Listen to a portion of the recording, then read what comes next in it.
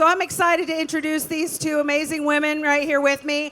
I've got Brooke Trine. She is a professional mountain bike rider from all over. Yeah, it said fill in the blank, but once I run to you hear this, you'll know why. She loves to travel around the country seeking out great biking destinations. She and her boyfriend have transitioned to full-time van life, we'll talk later, and she's fallen in love with life on the road. Brooke's favorite type of riding is free riding, and she's passionate about sharing progression, mindset, mental health, and concussion recovery advice. This is Brooke over here, and on my left, we've got Alex Hughes. Alex is a rider from Castle Rock, Colorado. She began biking in 2020, and when she is not on the trails, she works as a physician's assistant. She's passionate about it. Yes? Yes. She's passionate about encouraging others and building up her community. Her favorite thing to do is getting airborne and helping others do that safely. So I'm so excited to have you both here. Yeah, we're happy to be here. Thank you so much. You're so welcome. So can you all share just a little bit about how you got into mountain biking and like how long you've been doing it?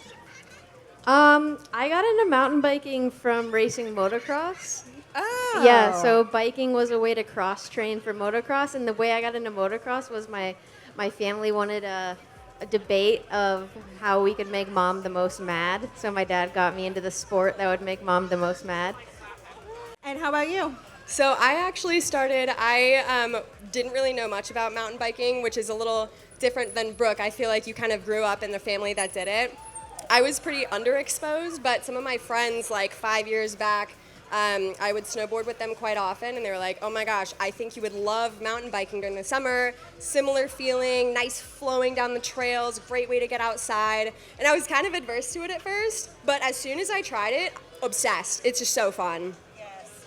I think that's kind of how it works. Once you're in, you're in.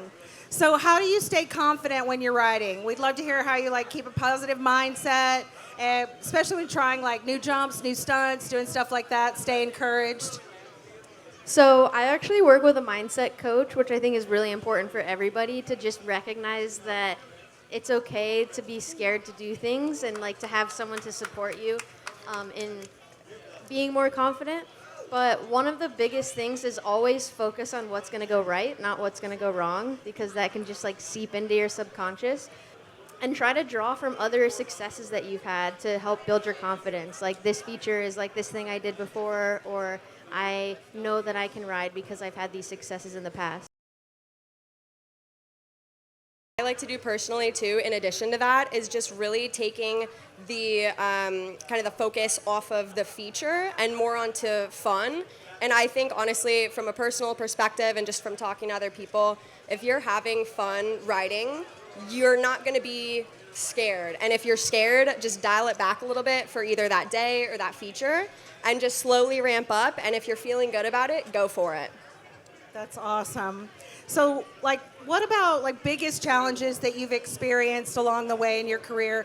Especially, I mean, because this is more of a male-dominated sport, has there been anything that you've seen that has been challenging? Or, I mean, I think you just think positively and you're not challenged, but anything you got on that? I would say, like, and I'll just go this direction because, you know, we're here for Playtex and really, like, creating space for women in a male-dominated sport is really just creating space or feeling like I'm not taking up space in some of the riding zones where there's a bunch of dudes. So I'm super passionate about leading women-specific clinics or just encouraging more women to come out, and they don't have to be doing the features as big as I'm doing. I'm just stoked to see anyone do something they're scared of or feel that they belong at the drop-in of the deck. So that's awesome. Yeah. And just adding on top of that, I think it is a little scary and it's just a little overwhelming sometimes to be coming into such a male-dominated area, especially as a woman. Like, I remember going to the local dirt jumps and it's just like 30 ripper dudes, 0 women, and that's like super scary. So honestly, just feeling comfortable in yourself and just knowing like, okay, I do belong in this space, like it's totally fine, like Brooke said, take up the space, work on smaller things, kind of build it up to whatever your comfort level is, but yeah, just being confident in that space. That's awesome. I think I think that kind of leads into this, though, is like in addition to the challenges that you've mentioned as a female rider, people may not realize that like you're dealing with all of that, and you also end up dealing with your period as well. So how does that impact necessarily the way that you might train or recover? Go ahead. I was gonna say a lot of people don't know that like women specifically have to train completely different, especially as they age for like different hormonal shifts in their cycle, which is insane. So I think just like there's so much that goes into being an elite athlete that people don't know about, and knowing like this week I'm gonna feel a little bit tired, so I need to rest more, hydrate more, eat more simple carbs. Whereas like maybe the week leading up to my cycle, I'm gonna have more energy. I can like attack things differently. I can lift heavier weights, but like not knowing these things and being educated about them and then being hard on ourselves because we don't know why we're feeling tired or maybe feeling a little bit more anxious for some things. Like it's really hard being a woman. I completely agree with Brooke. There's something called the luteal phase, which I think is kind of slowly getting more attention in social media. But honestly, like coming from a background of medicine, we talk about it a lot. But I think a lot of other people just don't know truly, like what Brooke was saying, how significantly your hormones can fluctuate and how big of an impact that makes on you. So I think it's important to just be really mindful and easy on yourself. Don't be hard on yourself if one day you're just having an off day, you're feeling more tired, you maybe need a nap, your muscles aren't firing as well. Just taking it easy on those days that you need to. I just want to add one more thing, if that's okay. I know also like there's just a stigma around like your period, and I know like growing up I never wanted to talk about it, or like I was a swimmer in high school, and that was like the worst time. Like I would feel like I couldn't show up for practice, or like I couldn't go hang out with my friends, and I feel like just having more conversations around it makes it so much more approachable. Yes, I think something that not everybody may know is that it has only been in the past like 30, 35 years that they've actually even started studying or even getting any more real information into women's bodies and how they react to all of these things. And so I think it's very important that we bring this to the forefront. It shouldn't be something that we all have to feel like, we shouldn't have to feel weird that we're having this conversation right here, right now. So you got any advice for any beginners out there trying to break into the sport?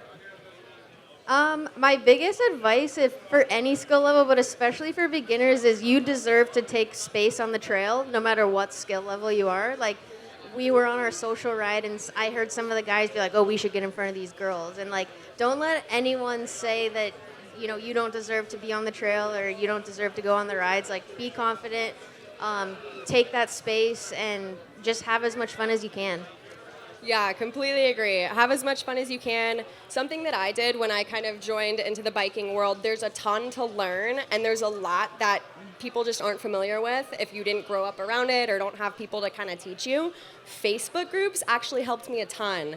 I think it's a great resource. You can join them for either your local area or just like generalized mountain biking women. There's something like that. So it's just a great avenue to find more information about like bike maintenance and other things that could be scary to tackle or at least even understand. So yeah, have fun with it and take it easy. Just reach out to your local resources, bike shops, lots of different options. Well, I really appreciate both of you coming out here. Thank you so much, Brooke. Thank you so much, Alex. Thanks to Playtex for having us. And you all just keep going out there and kicking ass. I love it. Thank you. Thank you all so much. Thank you.